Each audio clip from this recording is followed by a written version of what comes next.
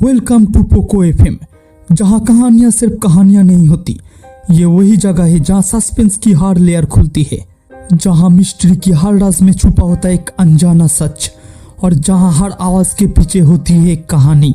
जैसे कि detective stories, crime thrillers, horror tales और रियलिस्टिक मिस्ट्रीज, सब कुछ मिलेगा यहाँ। So plug in your earphones और खो जाओ कहानी की दुनिया में, जहाँ हर मोड़ पे मिलेगा एक नया ट्विस्ट। तो चलिए शुरू करते हैं इस बेहतरीन कहानी को। कोलकाता के एक छोटे से गली में मेरा घर था। मैं एक छोटा मोटा लेखक हूँ और मेरा अधिकांश समय लिखने में या अपनी प्यारी छोटी बेटी मिनी के साथ बिताता हूँ। मिनी अभी सिर्फ 5 साल की थी, लेकिन उसकी बातों में इतना जादू था कि पूरा घर उसके हंसने से गूंज उठता। मिनी को कभी चुप रहना नहीं आता था, हर वक्त कुछ न कुछ पूछती रहती थी। एक दिन सुबह सुबह जैसे ही मैं अपने लिखने की मेज पर बैठा, मिनी दौड़ती हुई आई और बोला, बाबा तुम लिख रहे हो, मुझे कुछ पूछना है तुमसे। मैं मुस्कुराया, क्या पूछना है मिनी? ये जो घोड़े के पैर में नाल लगाया जाता है वो क्या होता है? और बाबा क्या हाथी लोग कभी स्कूल जाते हैं? अगर हाथी को टोपी पहनानी हो तो कौन सी साइज पहनेंगे? मैं हंस पड़ता हूँ। उसकी बातें बस बेकार ही नहीं होती, उनमें एक अलग ही मासूमियत होती है। मैं जानता हूँ कि ये सवाल किसी इंसाइक्लोपीडिया में नहीं मिलेंगे, लेकिन मेरे लिए वो प्राइसलेस थे। उसी दिन कुछ देर बाद गली में एक आदमी दिखा। लंबा, थोड़ा भूरा रंग, पीठ पर बड़ा सा झोला, सर पर अफगानी टोपी और हाथों में कुछ सूखे अंजीर और अखरोट। मिनी ने उसे देखते ही चिल्लाकर बोला, काबुली वाला। वो आदमी, जो असली में काबुल का रहने वाला था, हंसी के साथ उसकी तरफ देखा। मिनी पहले तो थोड़ा डर गई, लेकिन मैं उसके साथ था तो उसने हिम्मत जुटाई और उस आदमी को देखने लगी। कौन हो तुम? मैंने पूछा। मैं रहमत हूँ, काबुल से आया हूँ, सूखे फल बेचता हूँ साहिब, उसने जवाब दिया।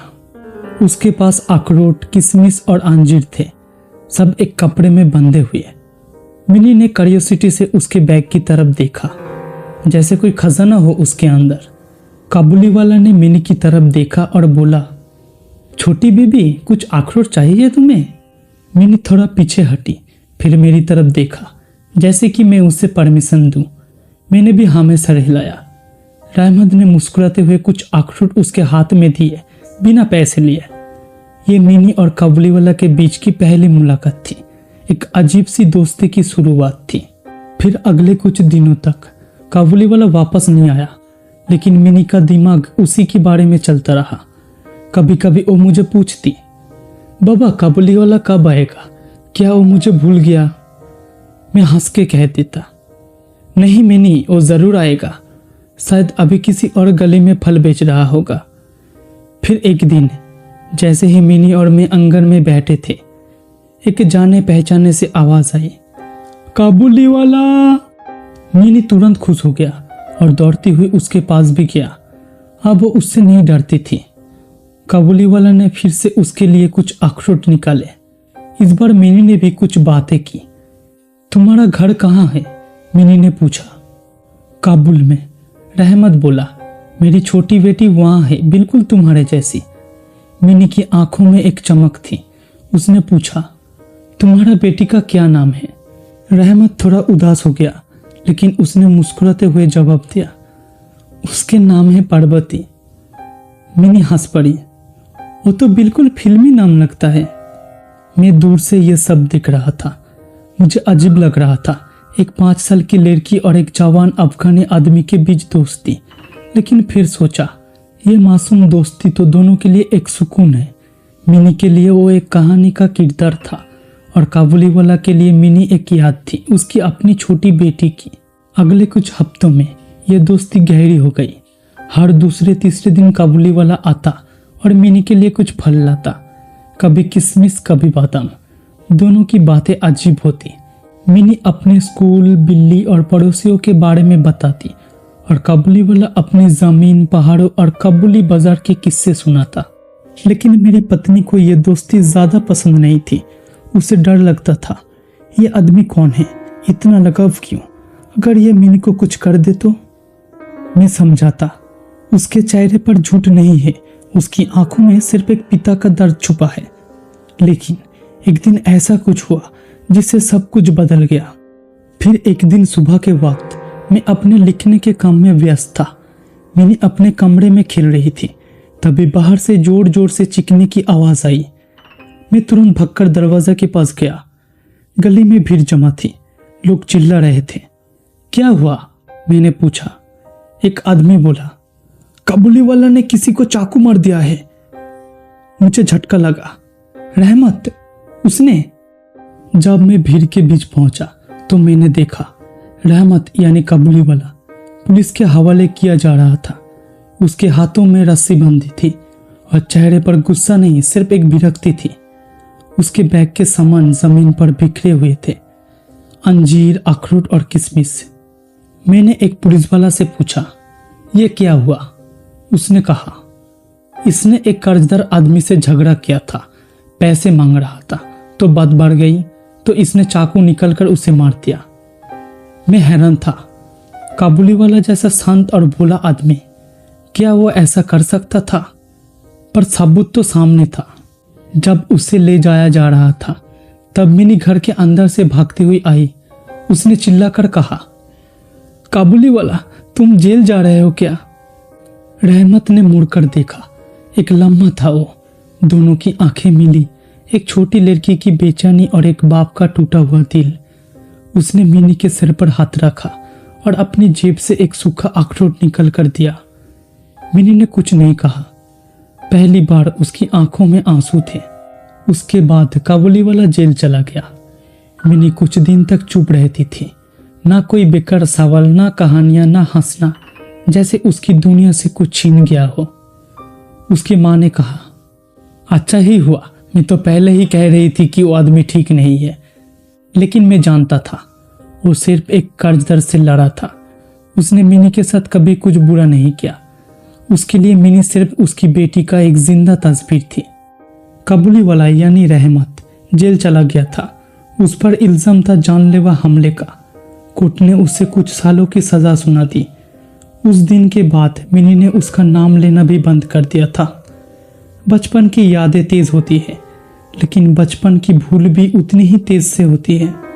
काबुली वाला यानी रहमत जेल चला गया था। उस पर इल्जाम था जानलेवा हमले का। कोर्ट ने उससे कुछ सालों की सजा सुना दी। उस दिन के बाद मिनी ने उसके नाम लेना भी बंद कर दिया था। बचपन की यादें तेज होती है, लेकिन बचपन की भूल भी उतनी ही तेज से होती है। मिनी वापस अपने स्कूल, खिलौना और कहानियों में उलझ गई। लेकिन मैं कभी कभी उस काबुली वाला के बारे में सोचता था। जेल के अंधेरों में एक बाप कितनी बार अपनी छोटी बेटी का चेहरा याद करता होगा। समय बहता रहा और साल भी बीत गए। मिनी अब छोटी बच्ची नहीं रही थी।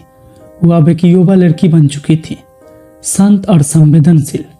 उसकी शादी तय हो गई थी एक अच्छे घराने के लड़के से। घर में उत्सव का माहौल था। रोशनी, श्रृंगार, हल्दी, मेहंदी, गीत, संगीत और सब कुछ। मैं भी व्यस्त था शादी की तैयारियों में। तभी एक दिन, शादी से कुछ दिन पहले, मेरे दरवाजे पर दस्तक हुई। एक बुजुर्ग सी आवाज आई, साहिब, मैं काबुली वाला हूँ। मुझे लगा मैं गलत सुन रहा हूँ। दरवाजा खुला, सामने वही रहमत था, लेकिन अब उसके रूप पहले जैसा नहीं था। पहले वाला तेज और तंदुरुस्त काबुली वाला अब थोड़ा झुक गया था। आंखों में थकान थी, लेकिन उनमें एक पहचाने सी चमक अब भी थी। मैं जेल से आज ही छूटा हूँ साहिब, उसने कहा। सोचा छोटी बीबी से मिल लूं। मैं कुछ देर चुप रहा। क्या उससे सच बताना चाहिए कि वो छोटी बेबी अब छोटी नहीं रही? उसने अपना झोला खोला और उसमें से एक पुरानी कागज पर पेंसिल से बनी एक छोटी लड़की की तस्वीर निकली। ये मेरी बेटी है साहिब, उसने कहा। मुझे नहीं पता अब वो कैसे दिखती है। उसने अपना झोला खोला और उसमें से एक पुरानी कागज पर पेंसिल से बनी एक छोटी लड़की की तस्वीर निकाली। ये मेरी बेटी है साहिब, उसने कहा। मुझे नहीं पता अब वो कैसी दिखती होगी, पर मैं उसी के चेहरे में मिनी को देखता था। मेरे दिल में कुछ चुभ गया। मैं समझ गया कि यह आदमी अभी भी वही है, उसकी दोस्ती, उसका लगाव अब भी वैसे ही सच्चा है। मैं थोड़ी देर सोचता रहा, क्या मिनी से उसकी मुलाकात करानी चाहिए।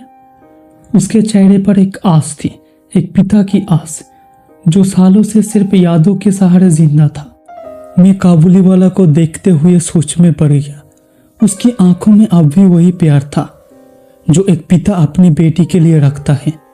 वो मिनी को मिलने आया था, लेकिन वो नहीं जानता था कि अब मिनी एक युवा लड़की बन चुकी है और उसकी शादी भी होने वाली है।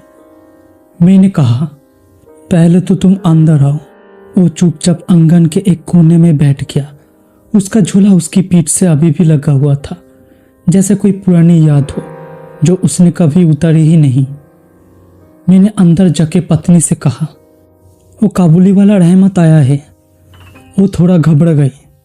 आज शादी के दिनों में क्या चाहता है? मुझे लगता है उसे मिनी से एक बार मिलना चाहिए, मैंने कहा। लेकिन मिनी अब वो छोटी बच्ची नहीं रही, उसने कहा। उसके साथ उसकी मुलाकात अब कुछ अजीब लगेगा। मैं समझ सकता था, पत्नी का डर, सामाजिक दायित्व, सम्मान और लड़की की शादी, ये सब चीजें एक माँ के मन में सबसे पहले आती है। मैं वापस आंगन में आया। रहमत की आंखें दरवाजे की तरफ लगी थी, जैसे किसी पुरानी याद का इंतजार हो। मैं थोड़ा झिझक कर बोला, मिनी अब छोटी बच्ची नहीं रही रहमत, अब वो बड़ी हो गई है, उसकी शादी है। वो कुछ देर चुप रहा, फिर धीरे से बोला, मुझे पता है साहिब, पर मैं सिर्फ एक बार उससे मिलना चाहता हूँ, बस एक बार। उस वक्त मिनी अपने कमरे में श्रृंगार में व्यस्त थी। उसके कपड़ों में शादी का रंग था, लाल और सोना। मैंने उससे जाके बताया, रहमत आया है, तुम्हारा काबुली वाला। मिनी थोड़ा हैरान हुई, जैसे कोई भूली हुई कहानी फिर से याद आई हो। उसके चेहरे पर मुस्कुराहट थी, लेकिन आंखों में एक संकोच भी। मैं मिलूं बाबा? मैंने सिर हिला दिया। हाँ, पर जैसे तुम ठीक समझो। मिनी ने अपने चुनरी थोड़ा संभाला और दरवाजे के पास आई। रहमत ने जैसे ही मिनी को देखा, उसके चेहरे पर एक अजीब सी शांति थी और साथ में दर्द भी। छोटी बीबी, उसने धीरे से कहा। मिनी ने सिर झुका दिया। उसने काबुली वाला को पहचाना, लेकिन वो अब उससे ज्यादा कुछ कह ही नहीं पाई। कुछ लम्हों का सन्नाटा था।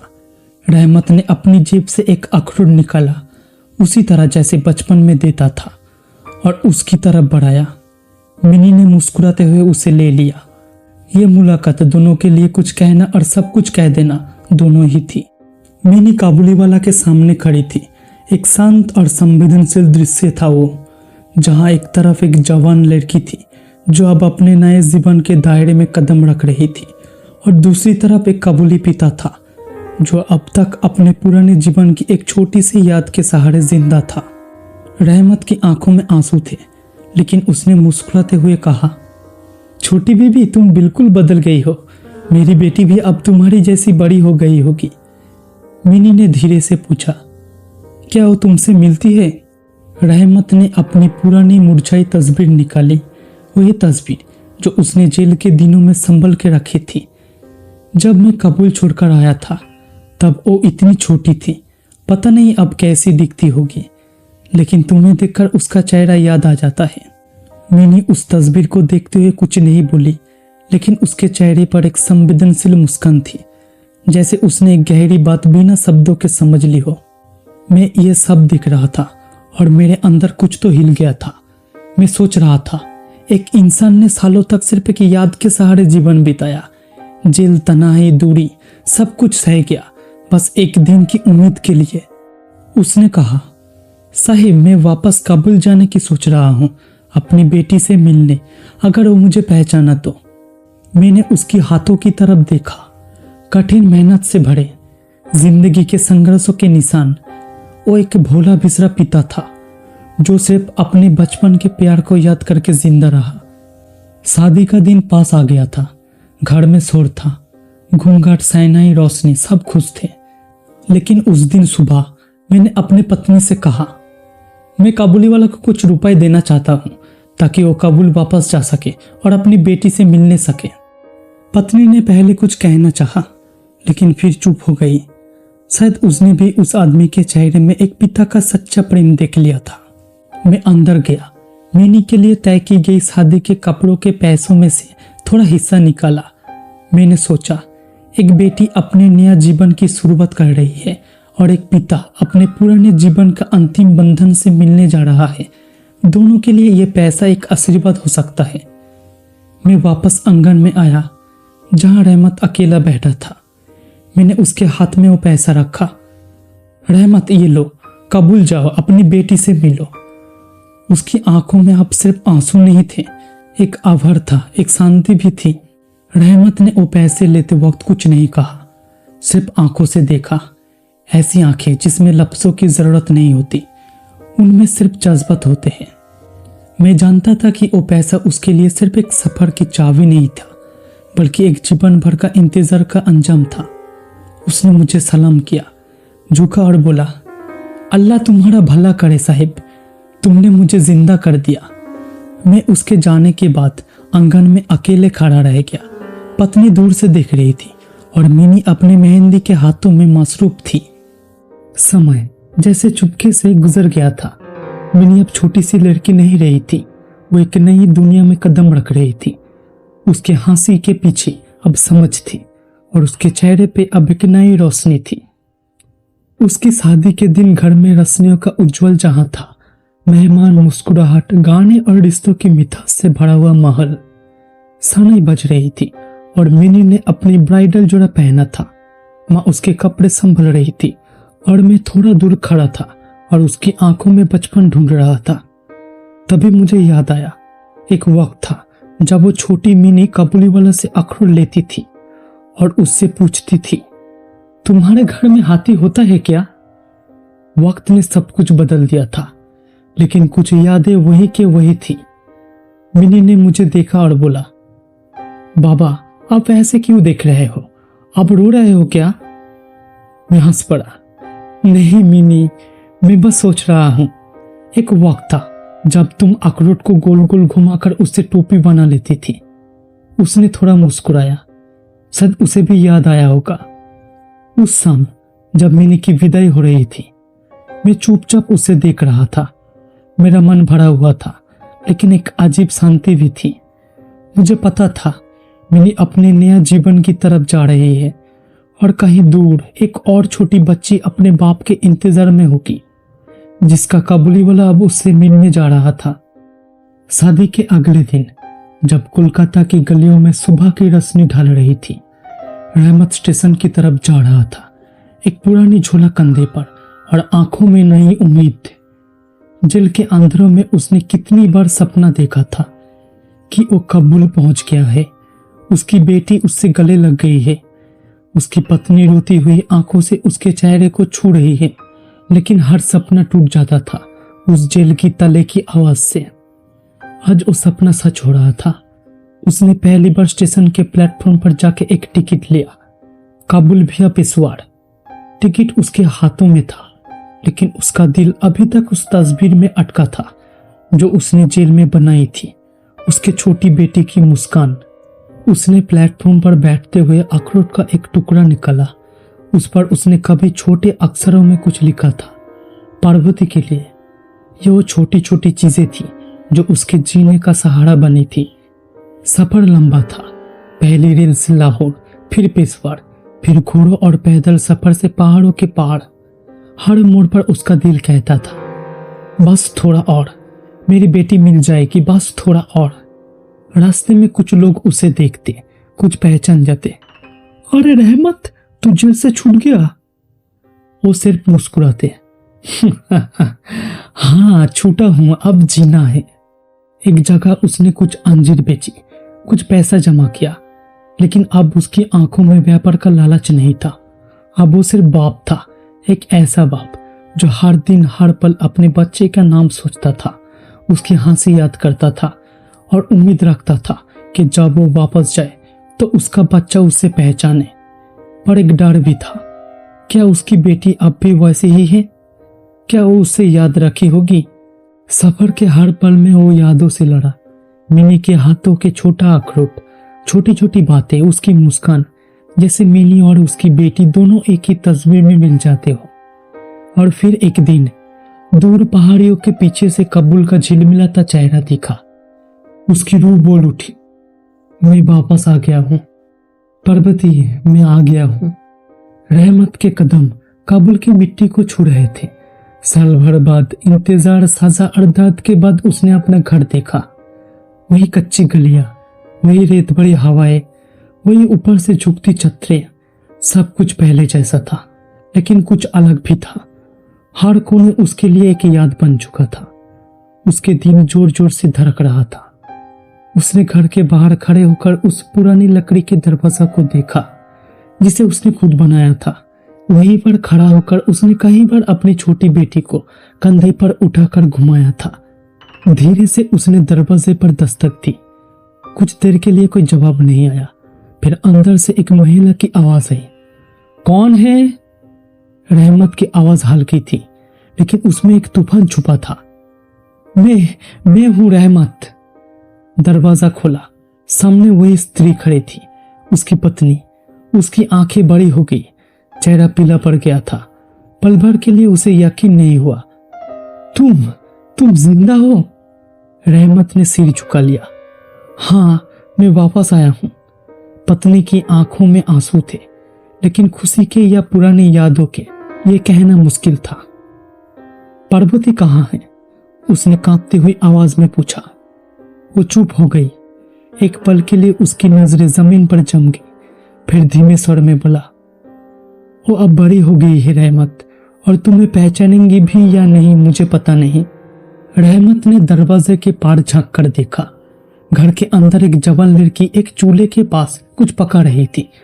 उसकी पीठ रहमत की तरफ थी, लेकिन उसकी छोटी और अंदाज उससे अपनी बेटी जैसी ही लगी। पार्वती, रहमत ने बस इतना ही कहा। लड़की रुक गई। उसने धीरे से मुड़कर देखा। उनकी आंखें मिली। एक लम्हा था जिसमें 8 साल की दूरी, तन्हाई, इंतजार और प्यार, सब कुछ थम गया। पार्वती ने आंखों को थोड़ा और घुरा। बाबा! रहमत के चेहरे पे आंसुओं की एक बूंद चली आई। उसने हाथ बढ़ाया। मैं आ गया हूं मेरी बच्ची। पार्वती भागकर उसके गले लग गई। सालों की दूरी एक पल में मिट गई थी। पार्वती के गले लगते ही रहमत के अंदर सालों का दर्द, तन्हाई और कसक, सब कुछ पिघल गया। उसने अपनी बेटी को इतने सालों बाद महसूस किया, जैसे जिंदगी ने उसे एक बार फिर मौका दिया हो, एक नई शुरुआत का। पार्वती रोती जा रही थी। बाबा, आप सच में आ गए हो? मैं आ गया हूं मेरी जान, रहमत ने कहा। मैं हर दिन तुम्हारे लिए जीता था। उस रात घर में पहली बार चूल्हे में रोटी भुनी थी रहमत के लिए। पत्नी ने थाली में गरम चावल और सब्जी दिया।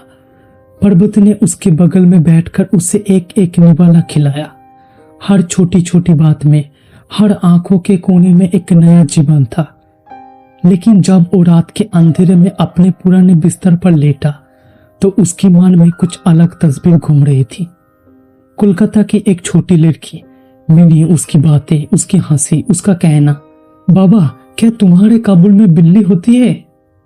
रहमत की आंखों के सामने मिनी और पार्वती के चेहरा आपस में मिल जाते, जैसे दोनों उसके लिए एक ही बेटी थी, एक यादों की और एक हकीकत की।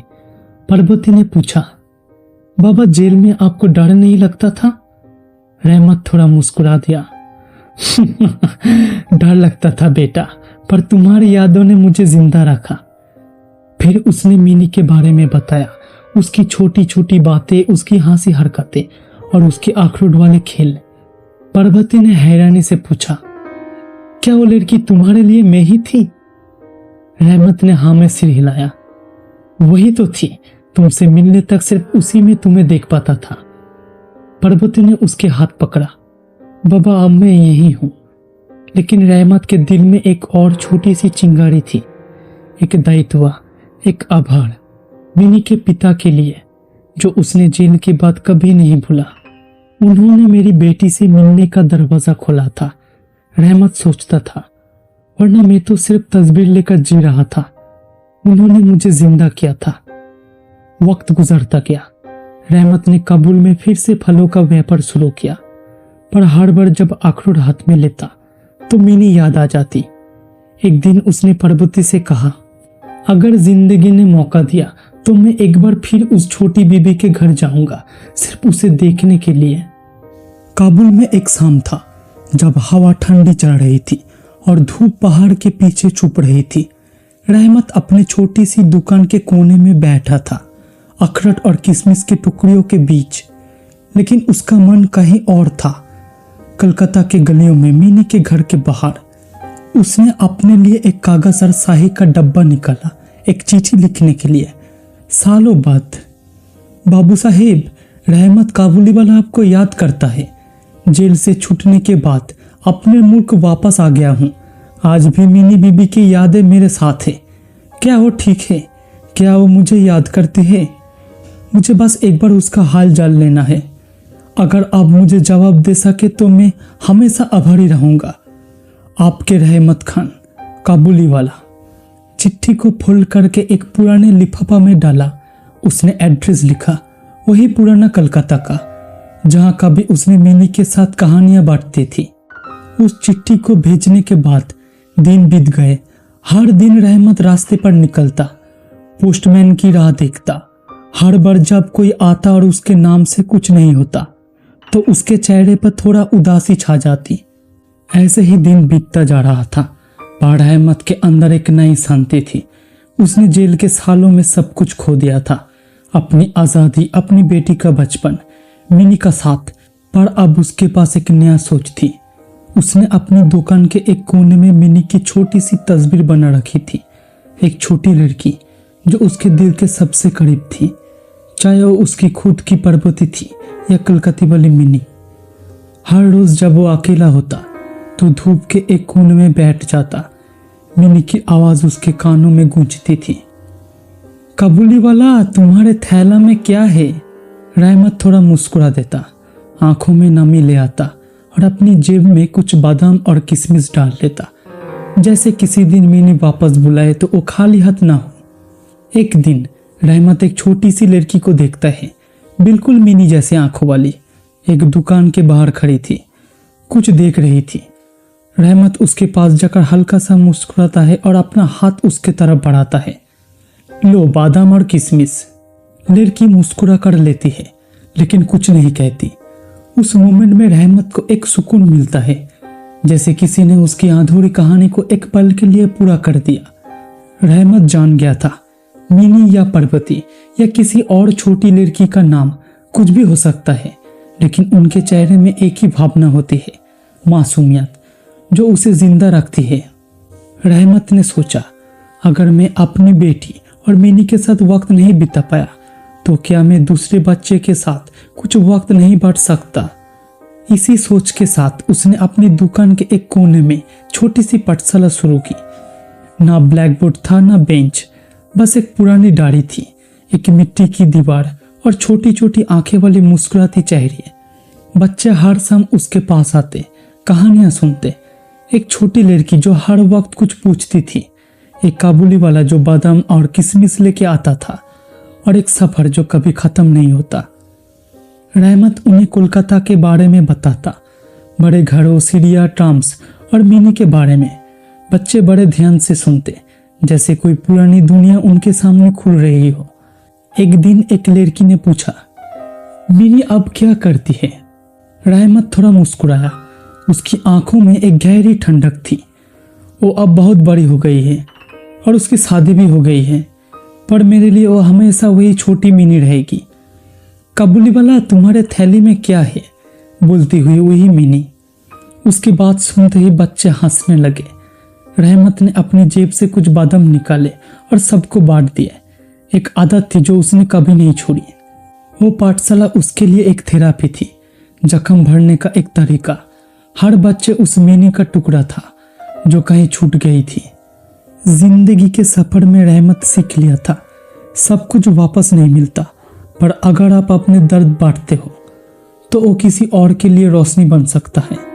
एक दिन शाम का वक्त था जब बच्चे रहमत के चारों तरफ बैठे थे और वो मिनी के एक पुरानी कहानी सुना रहा था। तभी दुकान के सामने एक जीप रुकती है। जीप से एक पढ़े लिखे और मॉडर्न कपड़ों में अफसर टाइप आदमी उतरता है। वो थोड़ा हैरान होकर पाठशाला की तरफ देखता है। पुरानी दुकान, मिट्टी की दीवार, बच्चे दाढ़ी पर बैठे हुए और एक लंबा काबुली आदमी एकदम शांत मुस्कुराता हुआ कहानी सुना रहा है। वो आदमी थोड़ा पास आता है। ये क्या हो रहा है यहाँ? रहमत उठा, थोड़ा डर गया, लेकिन उसने शांति से कहा, ये मेरे छोटे मेहमान हैं, मैं उन्हें कहानियां सुनाता हूँ। मिनी की कहानी, कोलकाता की कहानी। अफसर ने पूछा, मिनी? कौन मिनी? रहमत ने हल्का सा मुस्कुराते हुए जवाब दिया, वो एक छोटी लड़की थी जिसे मैंने कभी कोलकाता में देखा था। मेरे लिए वो दुनिया थी। अफसर कुछ देर चुप रहा, फिर बोला, ये जो तुम कर रहे हो ये बहुत अनोखा है। हमारे यहाँ एजुकेशन प्रोग्राम के लिए लोग चाहते हैं जो ऐसे ही दिल से सिखाए। क्या तुम गवर्नमेंट स्कूल में बच्चों के लिए कहानी सुनाना चाहोगे? रहमत एकदम चौंक गया था। उसने कभी सोचा भी नहीं था कि उसके जख्म किसी और के लिए रोशनी बन सकते हैं। लेकिन साहब, मैं तो बस एक काबुली वाला हूं। अफसर ने हाथ पकड़कर कहा, नहीं, तुम एक कहानी वाले हो और कहानियां दुनिया बदल सकती है। उस रात रहमत ने अपनी पाठशाला के कोने में बैठकर मिनी की तरफ देखा, यानी उस तस्वीर की तरफ जो उसने बनाई थी, और दिल से दुआ किया, मिनी, तुमने मुझे वापस जीना सिखाया। नए हफ्ते की शुरुआत एक नए स्कूल में हुई। रहमत ने जब पहली बार स्कूल के गेट के अंदर कदम रखा तो उसका दिल एक अजनबी खुशी से भर गया। स्कूल कुछ खास बड़ा नहीं था। एक छोटी सी बिल्डिंग, एक मैदान और दीवार पर कुछ रंगीन चौक से बनाया गया फूल। बच्चा पहले उससे थोड़ा घबराया। एक लंबा धरावनी सी दाढ़ी वाला आदमी, आंखों में अजीब सी रोशनी। लेकिन जैसे ही उसने अपनी पहली कहानी सुनानी शुरू की, एक था काबुली वाला जिसके जीवन में किसमिस और दिल में यादें होती थी। सब बच्चे उसके पास खींच के आ गए। एक लड़की जिसके नाम नूर था, उसने पूछा, क्या वो काबुली वाला सच में था? रहमत ने एक हल्की सी मुस्कान के साथ कहा, हाँ था, पर वो अब सिर्फ कहानियां में है। वो कहानियां सिर्फ मिनी के बारे में नहीं होती थी, बल्कि काबुल के पहाड़ों, मंदुभालों और बचपन के खिलौनों के बारे में भी होती थी। वक्त के साथ साथ स्कूल के बच्चे उसे रहमत चाचा कहने लगे। टीचर्स भी उसकी सिंपलिसिटी और दर्द भरी कहानियों को समझने लगे। हर कहानी में एक छोटी सी सीख होती थी, मोहब्बत, इंतजार, दोस्ती और माफी। एक दिन एक टीचर ने कहा, रहमत भाई, आप तो सिर्फ कहानी नहीं सुनाते, आप तो इन बच्चों के दिल जीत लेते हैं। रहमत ने बस इतना कहा, मैं सिर्फ उन्हें वो देता हूं जो मैंने मिनी से पाया था, बिना किसी मतलब का प्यार। उसकी दर्द भरी जिंदगी अब एक नई कहानी बन चुकी थी, जहां मिनी की याद उसके साथ थी। लेकिन अब वो यादों में नहीं जीता था, बल्कि नए सपनों में सांस ले रहा था। एक शाम रहमत अपने छोटी सी छतरी के नीचे बैठा था। उसके पास एक कागज का टुकड़ा था, एक पुराना हल्का पीला पड़ चुका कागज। उसके हाथ में एक कलम थी, लेकिन हाथ थोड़ा कांप रहा था। उसने गहरी सांस ली, आसमान की तरफ देखा जहां चांदनी मिनी की मुस्कान जैसी लग रही थी, और लिखना शुरू किया, प्यारी मिनी, मुझे नहीं पता कि तुम्हें यह पत्र कभी मिलेगा या नहीं। शायद तुम इतनी बड़ी हो गई हो कि मुझे याद भी ना करती हो। शायद तुम्हें सिर्फ एक धुंधली तस्वीर या कोई अजीब कहानी याद हो, एक काबुली वाला और उसका किसमिस बादाम। लेकिन मेरे लिए तुम सिर्फ एक याद नहीं, तुम मेरी रूह हो। तुमसे मिलकर ही मुझे समझ आया था कि एक पराया देश में भी किसी के दिल में घर मिल सकता है। तुमसे बिछड़ने के बाद मैंने सिर्फ इंतजार नहीं किया, मैं सीखा कि मोहब्बत का मतलब सिर्फ पाना नहीं, बल्कि किसी की मुस्कुराहट में जीना भी होता है।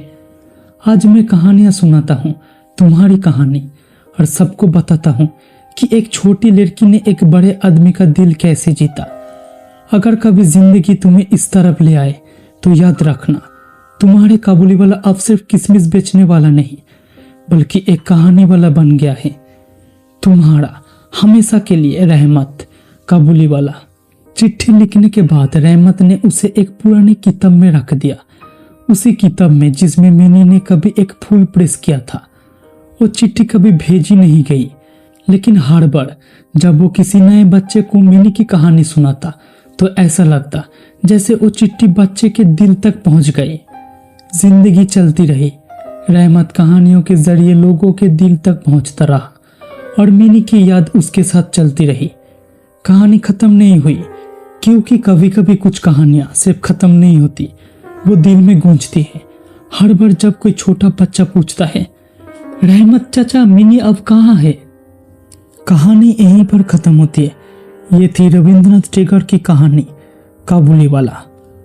तो अगर आप लोगों को ये कहानी पसंद आए तो लाइक, कमेंट, शेयर और सब्सक्राइब करना ना भूलें।